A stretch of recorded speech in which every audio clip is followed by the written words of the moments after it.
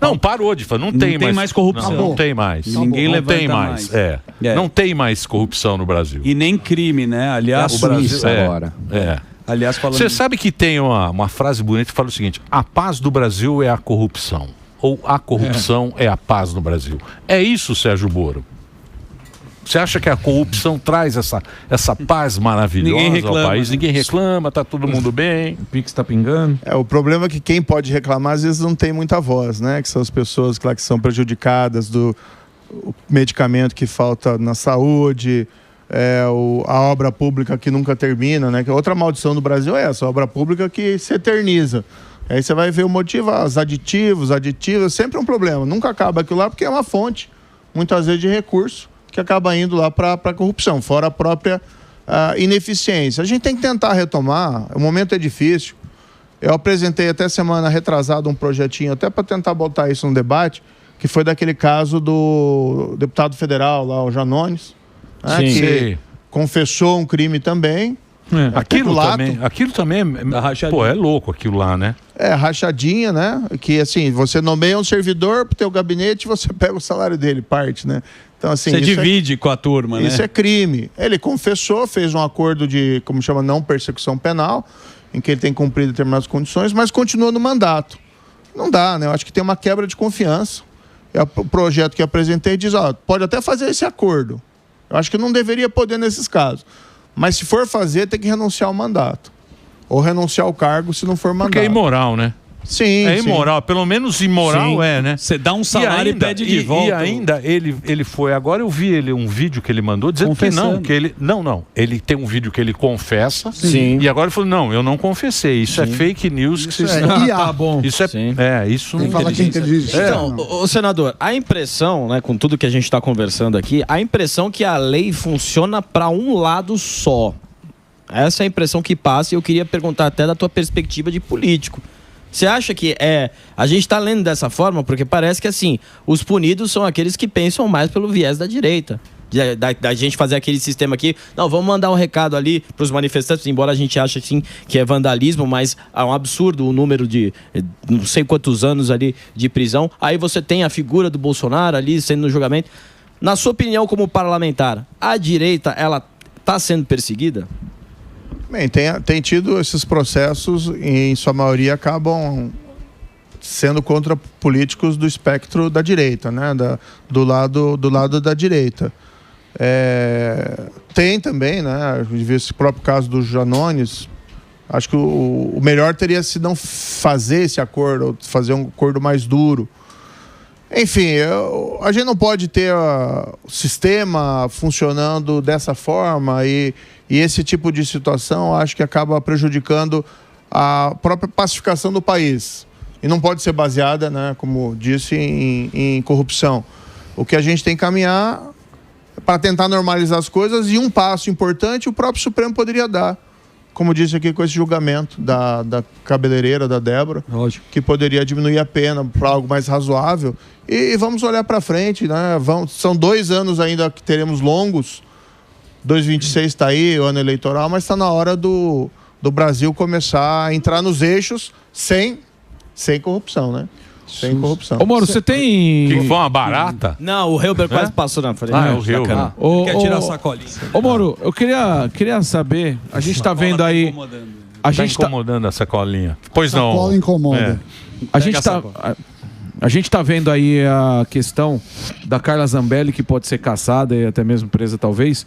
E a gente viu, na época mesmo da eleição, que isso aconteceu com o Dallagnol e talvez aconteça agora com a Zambelli. Você tem medo de uma hora chegar em você? Porque lá atrás foi dito, né, que a gente sabia que a turma tá querendo te pegar também. Vamos falar a verdade aí. Você tem medo de chegar até você, isso, alguma cassação, acharem alguma coisa que talvez dê pano para manga para uma possível cassação sua? Bem, tentaram cassar meu mandato, sim. Com uma acusação que era absolutamente falsa, sim. Não tinha nenhuma procedência, o direito estava do nosso lado, mas ficou toda aquela ameaça um bom tempo, né, em cima da nossa cabeça, e a gente conseguiu a vitória tanto lá no Tribunal do Paraná, como também no TSE lá em Brasília. O direito sempre teve do nosso lado, mas evidentemente também houve a necessidade de uma construção política, porque haviam os perseguidores políticos, né, que buscavam influenciar indevidamente os tribunais acabaram não se influenciando nesse caso, né? Eu não vejo assim um risco ao meu mandato no momento, mas a gente tem que defender que o país vá para uma pacificação, né? O que a gente tem hoje também, que a gente está vendo, né, é essa escalada do crime organizado, essa escalada do crime violento que acontece em todo lugar. Me tem chocado esse caso aqui em São Paulo do latrocínio, do ciclista. Acontece em outros lugares, mas esse aqui foi filmado. Exato. E chocou todo mundo. Ataque na delegacia para resgatar líder de crime organizado. Eu sou ameaçado, né? Você perguntou da cassação, mas eu sou ameaçado pelo PCC. Uma retaliação ao trabalho que a gente fez lá no Ministério da Justiça. Você deve andar com segurança, né? Você tem que andar com segurança. A gente tem segurança, assim, providenciado, né? Porque, e eu estou na comissão de segurança, então, lá do Senado. Então, a gente, apesar, né, das ameaças, a gente continua defendendo o rigor contra a criminalidade organizada e contra o crime violento. Que era a tua pauta, como ministro, que era a segurança pública. Aliás, a minha pergunta é, você acha que o policial prende mal? Então, essa foi uma frase absolutamente infeliz do Lewandowski. Ele voltou atrás, né, parece. Depois de 4 dias que a opinião pública vê, ele tentou explicar, mas a polícia prende mal? Não, acho que o que acontece hoje, né, e não dá para generalizar, porque tem juízos rigorosos também contra o crime organizado e contra o crime comum, mas está havendo um erro da justiça, principalmente nessas audiências de custódia. A pessoa é presa, em flagrante, levada ao juiz, o juiz decide se ela fica presa ou não. 40% dos casos está sendo colocado em liberdade. E vários desses casos, a gente ouve muita reclamação de policial, os policiais reclamam, olha, às vezes eu prendo por um crime pequeno, um furto. Só que já tem antecedente. Só que vai ver, ele já foi preso várias vezes. E aí é solto de novo. Você gera aquela sensação de enxugar gelo. O caso do ciclista que você falou, muito, né? Do ciclista, a Maninha lá. Exatamente. O próprio cara que cometeu o crime, ele já tinha sido preso. Eu apresentei um projeto, ano passado teve um projeto que eu relatei no Senado Federal, que é um bom projeto até que foi apresentado pelo então senador Flávio Dino. Eu peguei esse projeto, até porque essa é uma questão suprapartidária da gente poder combater a criminalidade. Relatei esse projeto, nós aprovamos no Senado, que basicamente vai tornar mais difícil a soltura em audiência de custódia. Inclusive diz lá, caso já foi solto uma vez, não pode ser solto de novo, tá?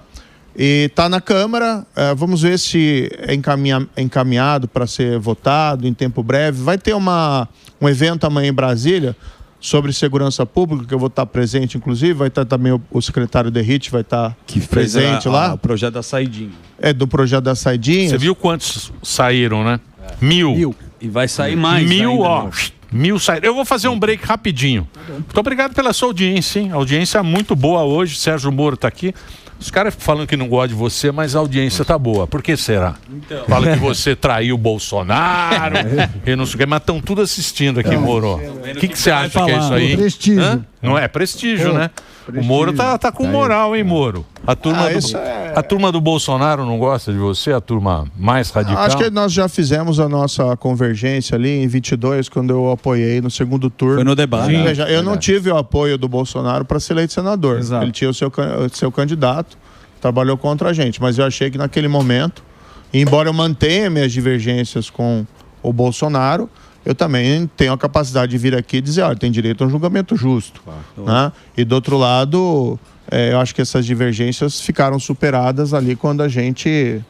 Superadas não, elas existem, mas assim, é uma coisa que a gente pode... Cada um tem o seu argumento, mas aquela briga que tinha antes, acho que ela acabou.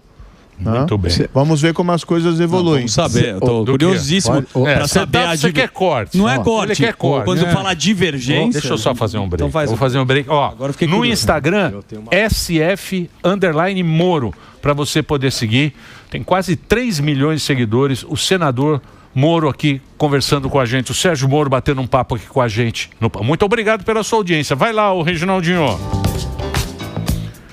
Continuamos aqui nas plataformas. Então, esse assunto, até o Lula falou. Agora o Lula ele é defensor da segurança, ele está muito preocupado. Eu acho que essa é a pauta e sempre foi. República do... A pior coisa do Brasil é a segurança. É o jeito que a gente... Em qualquer cidade grande, a gente sempre... No interior ainda tem uma vida mais tranquila, eu acredito. Mas grandes cidades todo mundo está preocupado. Tem mais sul, norte, é todo mundo preocupado. Você acha que esse Bukele, isso que ele fez lá, você acha que tem como fazer no Brasil? Ou seja, fazer presídio e zero de... Não tem mais. O bandido vai para cadeia. Diz que 800 e poucos dias sem um homicídio lá em El Salvador, né? Você acha que sem aqui no homicídio por causa do sistema de Bukele de segurança máxima. Que é meio segurança, tolerância zero, né? Mas é meio... Não tem direitos humanos, não tem nada. Chegou, não tem visita íntima, não tem nada. Tem algumas coisas que dá para fazer. Por exemplo, quando eu fui lá ministro da Justiça e Segurança, a gente acabou com as visitas que tinham nos presídios federais de segurança máxima com os líderes do crime organizado. Então, vai ter visita, sim, mas é no vidro, com o vidro separando, no telefone e alguém monitorando. Porque eles usavam essas visitas íntimas, sociais, para mandar recado para o crime. Então, tem que ter um equilíbrio. Eu não conheço bem em detalhes ali como é que esse do Bukele está funcionando. Eu vejo os vídeos, né, os presídios e tal. E El Salvador, de fato, era um dos países mais perigosos do mundo e ele foi bem sucedido nisso. É uma preocupação que tem, olha, todo mundo defende que o bandido seja preso com rigor. Tem que tomar cuidado só para também não condenar um inocente. Então, como é que foi o sistema lá? Agora, aqui no nosso, o que a gente tem que fazer? Tem que acabar. Esse negócio da saidinha acabar foi uma medida positiva. Ela tem ainda a saidinha porque a lei penal mais grave não pode voltar atrás, não pode retroagir. Né? E aí assim, a gente não pode também abdicar disso, porque é uma garantia fundamental. Você imagina lá, a pessoa comete um crime, lá adiante muda a lei para aumentar a pena e aplicar retroativamente. Então a lei mais grave nunca pode retroagir. Esse é um princípio universal, né, de país democrático. Então uma pena, mas com o tempo vai acabar essa saidinha para todo mundo. E ela vai diminuir cada vez mais com o tempo. Mas esse era algo que tem que fazer. Nós temos que corrigir a audiência de custódia que está dando problema. Tem que voltar a ter condenação em segunda instância. Tem que dar condições à polícia, né, para fazer o seu trabalho. Temos que ter centros unificados de inteligência. Tem muito que pode ser feito. Infelizmente, nessa área, apesar desse novo discurso do Lula, o governo é paralisado. Ele não encaminhou, Emílio, um projeto.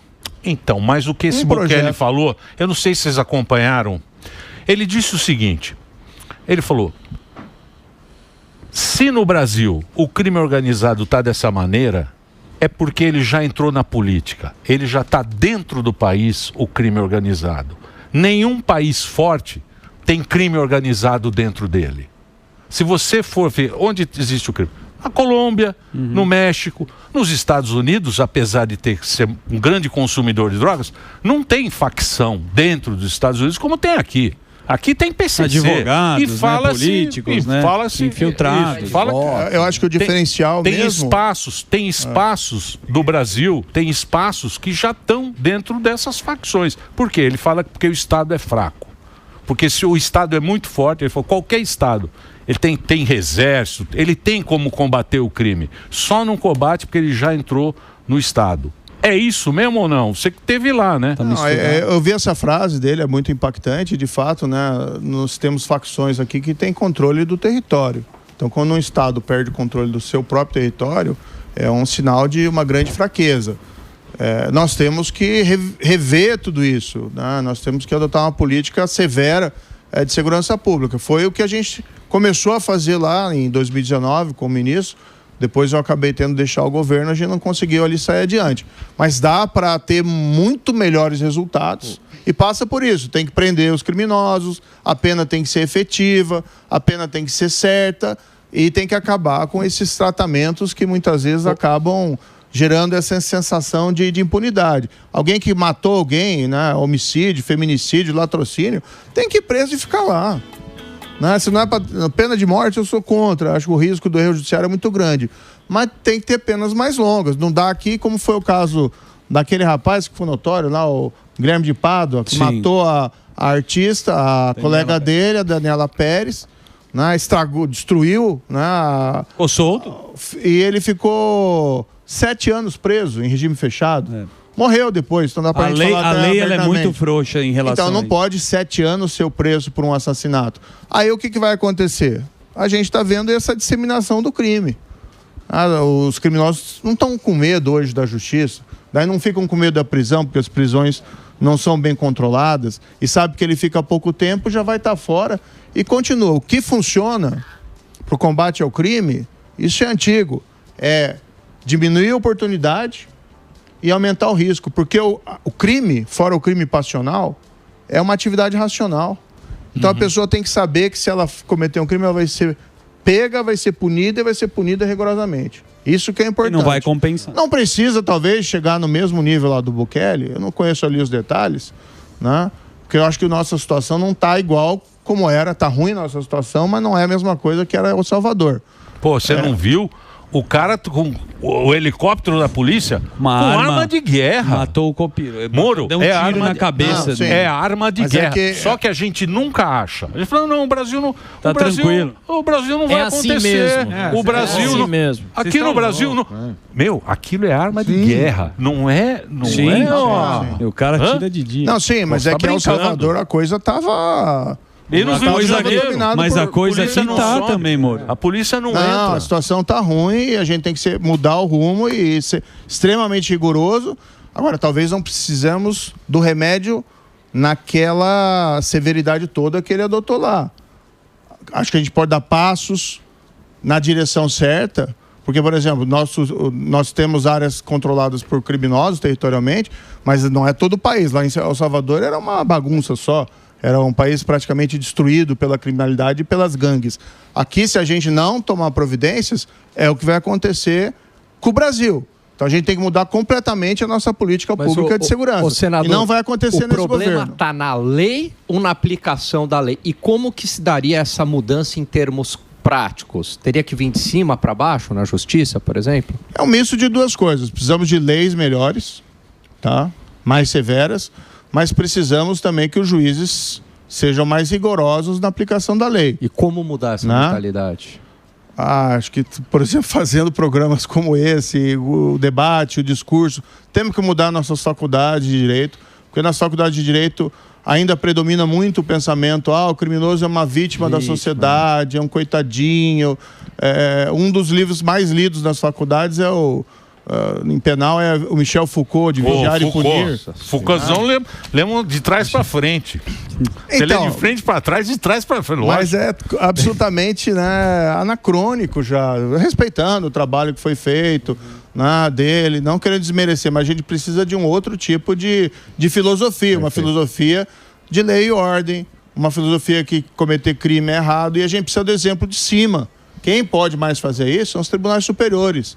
O que não pode, como eu peguei um caso esses tempos aí que foi amplamente noticiado, é de ter que devolver helicóptero para traficante de drogas. Ou um motorista aqui, um caminhão com 800 quilos de cocaína e foi colocado em liberdade lá num tribunal superior. Com o argumento, não tem nenhum indicativo de que ele é membro do crime organizado. Mas peraí, qual o motorista que vai... Qual quadrilha que vai colocar 800 quilos de cocaína no caminhão e o motorista não é alguém de confiança da quadrilha? Claro que é. Então tem que ter mais rigor, tem que ter mais severidade e não severidade com as pessoas erradas lá dos manifestantes.